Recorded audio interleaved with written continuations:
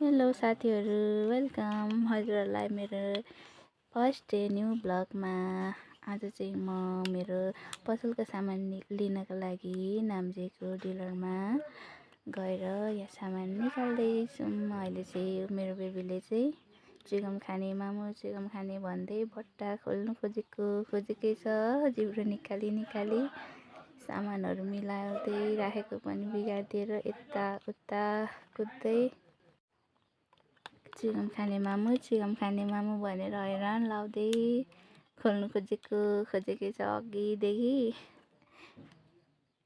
Giddy भइसक्यो, उसलाई chicken नदिएर गनगन गरेकै छ मलाई। आज चाहिँ नाम्चीको डिलरमा सामान लिनु गएको नि त म। यहाँनिर सधैँ म नाम्चीकै डिलरदेखि लान्छु सधैँ नै। अनि आज चाहिँ सधैँ दाइहरूले नि ल्याइदिनुहुन्थ्यो घरसम्मै। आज चाहिँ म आफै गएर सामानहरू यो लाने भनेर भन्दै सामान लानुको लागि रेडी गर्दैछौँ। मेरो बेबी चाहिँ चुइगमहरू त्यहाँ मिलाएर राखेको पनि बिगारेकै छ। उसको लागि चाहिँ मिलाएको होला, तर बिगारेर हैरान लागिरहेछ। सामानहरू चाहिँ अलिअलि गर्दै दाइ र दिदी भाइ मिलेर निकालिदिँदै हुनुहुन्छ उता लानुको लागि। मेरो बेबी चाहिँ यताउता चकचक गरेकै। मैले बस भन्दा नि मानेकै छैन, खालि चुइगम खाने ललिपप खाने कतिपटक दिइसकेँ र पनि गनगन अझै छाडेकै छैन।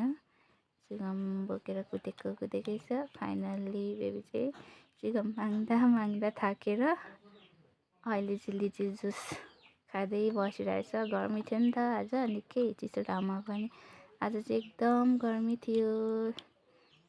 पसलको त्यहाँ सानो नानी बुनुले चाहिँ मेरो नानीलाई चाहिँ लिची जुस ल्याएर दिएर खाँदैछ।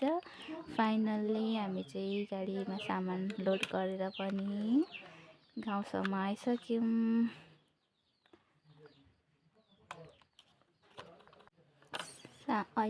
अहिले चाहिँ सामान घरमा ल्याइसकेर यसरी रुममा पनि राखिसक्यौँ। अनि मेरो बेबी चाहिँ सामान मिलाउने भनेर नसकी गरेर कार्टनहरू यताउता लाँदै मिलाइदिँदैछ। नसके पनि अलिअलि चाहिँ सघाउँछ बेबीले, खुसी नै लाग्छ। हेर्नु चाहिँ कार्टन चाहिँ नसके भने बोकेर अर्को रुममा लगिदिँदैछ।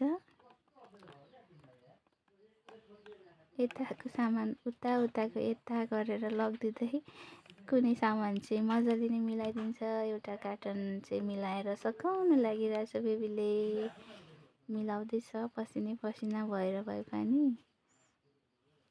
हेर्नुहोस् है, पल मजाले मिलाउँदैछ।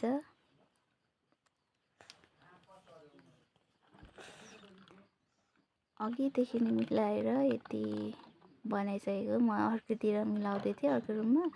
ऊ चाहिँ यो रुममा अघिदेखि मिलाएर साबुन मिलाइसकेर पल्प पनि मिलाउँदैछ। नानीले चाहिँ पसल गर्नु पसीको लागि सिक्दैछ बेबीले। हल्का भए पनि काम सघाउने भइसक्यो।